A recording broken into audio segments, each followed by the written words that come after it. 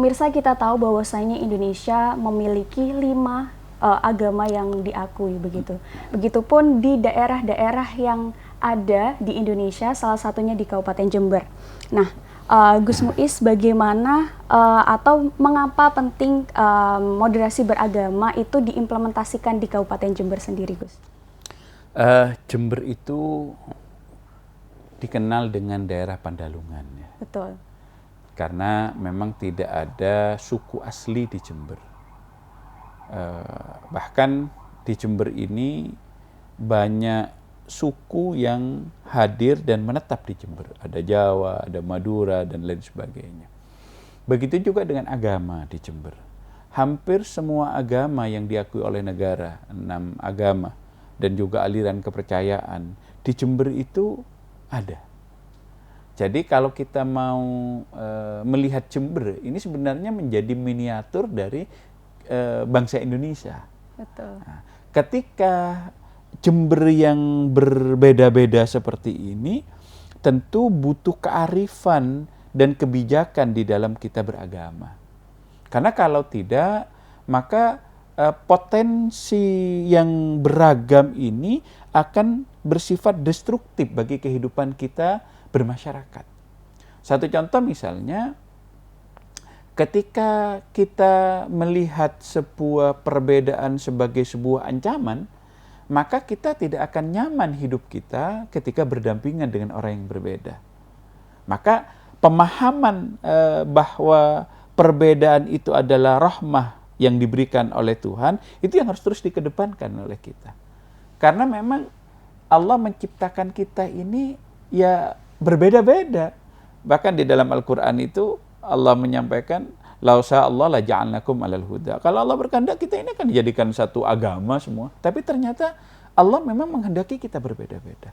Lah ketika pemahaman seperti itu muncul, maka kita akan melihat bahwa sebuah perbedaan itu adalah sebuah karunia. Kita akan menerima perbedaan itu, maka kemudian kita akan mentoleransi perbedaan itu. Bahkan yang paling penting adalah bagaimana kita menikmati perbedaan itu. Betul. Nah, ketika kita sudah sampai pada menikmati perbedaan itu, saya yakin kehidupan kita ini akan harmonis. Tentu namanya hidup ya tidak mungkinlah semuanya akan sama, itu tidak mungkin. Jangankan dalam kehidupan sosial masyarakat, dalam kehidupan berkeluarga saja, suami istri itu pastilah ada perbedaan-perbedaan. Tetapi Betul. Yang terpenting bukan tidak adanya perbedaan. Kenapa? Kan itu adalah sesuatu yang tidak pasti, ya, sesuatu yang tidak mungkin, ya. Tetapi yang terpenting itu adalah bagaimana kita menyikapi perbedaan itu dengan lapang dada. Dan itu menjadi sesuatu yang harus terus kita lakukan, khususnya di Kabupaten Jember. Karena potensi konflik di Jember itu sangat luar biasa tinggi. Betul, betul. Kita kemarin pernah punya problem yang namanya Sunni Syiah di Puger. Kita juga beberapa waktu lalu ada potensi konflik antara Islam Sunni Wahabi di Jember. Potensi konfliknya tinggi sekali. Tetapi kalau kita memahami bahwa agama hadir dalam rangka memberikan kedamaian, memberikan kenyamanan di dalam kehidupan individu maupun dalam kehidupan sosial, saya yakin kita bisa mengarahkan potensi-potensi konflik itu menjadi potensi yang konstruktif untuk membangun kehidupan masyarakat yang lebih damai dan lebih nyaman, begitu. Betul, betul. Berarti intinya untuk keberagaman ini tidak bisa kita tolak begitu ya, Gus, betul, ya. Tapi betul. Bagaimana caranya kita bisa menyikapi dengan tenang, yakni dengan cara moderat itu tadi, tidak ekstrim kanan maupun ekstrim kiri. Dan tentunya dengan adanya keberagaman tersebut ternyata indah juga begitu, ya. Bukan menjadi ancaman tapi menjadi keindahan begitu, ya, Gus, ya. Baik. Untuk selanjutnya, Gus, mungkin karena tadi mengapa begitu ya moderasi beragama ini penting, lantas sekarang bagaimana kondisi keberagaman itu di Kabupaten Jember sendiri, Gus? Secara umum saya pikir sudah cukup bagus ya di Jember ini. Orang bisa menjalankan keyakinannya dengan baik. Bahkan kita juga bisa melihat misalnya ada sekelompok masyarakat ketika bulan Ramadan ada yang berbagi buka puasa walaupun dia agamanya berbeda.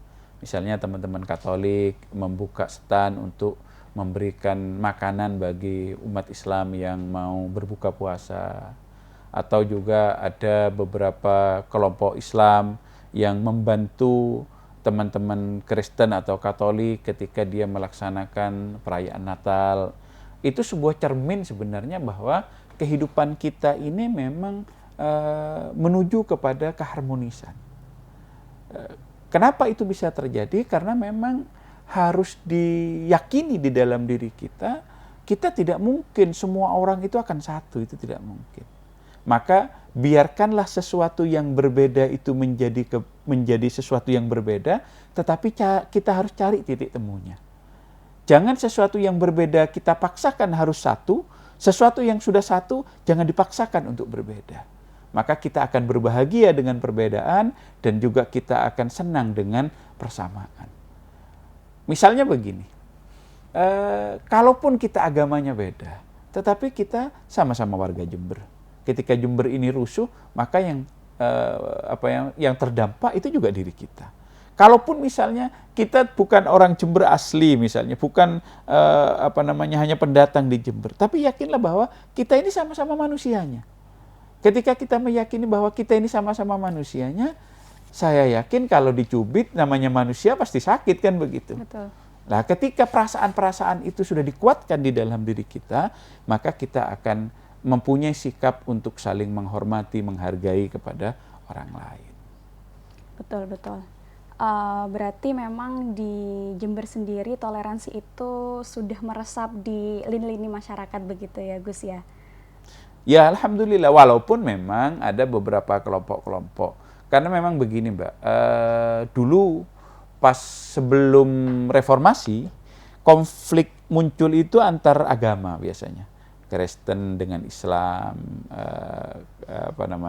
Katolik dengan Islam misalnya. Tetapi pasca reformasi ini ada pergeseran konflik. Yang sering muncul itu adalah konflik internal agama. Islam sesama Muslim, Kristen sama Kristen. Kenapa? Karena begitu reformasi dibuka, maka semua paham-paham keagamaan itu hadir ke Indonesia. Sehingga kemudian paham yang toleran dengan paham yang intoleran itu sama-sama hadir di Indonesia. Nah, kita tahu beberapa saat-saat yang lalu betapa kuatnya pengaruh paham-paham intoleran ini, baik di media sosial, di kehidupan keseharian kita, yang itu kemudian mengganggu apa yang sudah menjadi kenyamanan bangsa kita ini, termasuk masyarakat Jember. Kenapa? Karena ada kelompok-kelompok yang kemudian hadir memahami agama itu sesuatu yang sangat sempit sekali. Kenapa? Karena kebenaran hanya datang dari mereka. Selain mereka itu adalah dosa, neraka, dan lain sebagainya. Ya. Yang akhirnya memunculkan fanatik buta itu. Padahal sorga itu katanya Allah luasnya lebih luas daripada langit dan bumi. Kalau hanya kelompok tertentu yang ngapling sorga, kan kasihan nanti, sepi nanti sorga itu kan. Sepi sorga itu. Makanya sebenarnya ya monggo lah kita sama-sama masuk sorga begitu. Biar sorga itu juga ramai kan begitu. Baik-baik. Jadi terkait dengan itu kondisi Jember juga sudah bagus begitu ya. Kemudian walaupun ada keberagaman, nyatanya masyarakat Jember juga mampu begitu ya untuk berjalan seirama dengan itu, Gus. Nah, mungkin Gus terkait dengan bisa menceritakan dulu pernah ada kemajemukan seperti apa dan juga mungkin sekarang bagaimana menjaga itu, mungkin begitu? Kemajemukan itu kalau di Jember saya yakin sudah sangat sudah menjadi sesuatu yang realitas ya. Di Jember itu yang dominan biasanya masyarakat Madura, itu untuk daerah Jember Timur, Utara, Barat sebagian. Masyarakat Jawa itu biasanya di daerah selatan gitu. Yang mungkin dulu juga orang tuanya berasal dari daerah Mojokerto, Ponorogo dan lain sebagainya. Kalau yang Madura itu dari Pamekasan. Karena memang Jember ini dulu daerah perkebunan. Daerah perkebunan yang dijajah oleh Belanda, sehingga untuk memenuhi kebutuhan tenaga kerjanya Belanda mengambil dari berbagai macam daerah itu. Banyak pendatang. Banyak gitu, pendatang. Gus, ya, Makanya kemudian Jember itu tidak punya penduduk asli. Kalau Banyuwangi kita punya kan, ada Using misalnya. Jember tidak punya penduduk asli itu. Sehingga kemudian masyarakat Jember ini lebih dikenal dengan masyarakat Pandalungan. Betul. Perbauran antara sekian suku, sekian ras, sekian bahasa yang hadir di Jember. Lah karena majemuk ini, maka tentu potensi konfliknya juga luar biasa, potensi majunya juga luar biasa. Kenapa? Karena makin banyak orang, makin banyak latar belakang, tentu ide kreativitas itu makin dinamis, kan begitu. Betul. Tetapi makin banyak varian, tentu potensi benturan antara varian yang satu dengan varian yang lain juga tidak menutup kemungkinan, kan begitu. Betul. Maka dalam situasi yang seperti itu, kita tentu harus mendorong bagaimana agama sebagai salah satu elemen penting di dalam kehidupan masyarakat ini, mereka untuk bisa melaksanakan ajaran-ajaran agama itu sesuai dengan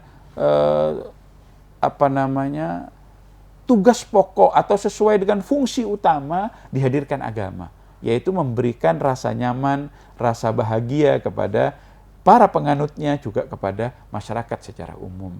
Itu yang harus kita dorong terus-menerus.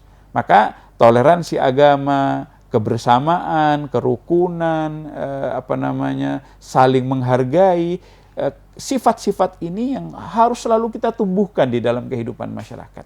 Sehingga nanti kita berharap bahwa setiap orang yang hidup di Jember ini khususnya, mereka punya komitmen yang sama bahwa kita yang ada di Jember ini adalah satu saudara. Paling tidak saudara seagama atau saudara sekabupaten Jember.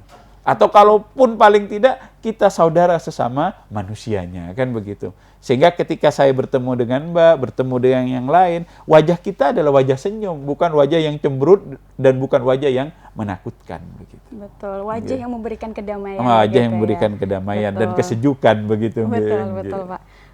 Mungkin tidak terasa bahwasanya sharing ini Bapak Gus hendak berakhir begitu ya. Mungkin ada yang ingin disampaikan terlebih dahulu, namun jangan dijawab terlebih dahulu. Kita akan kembali setelah jeda berikut ini.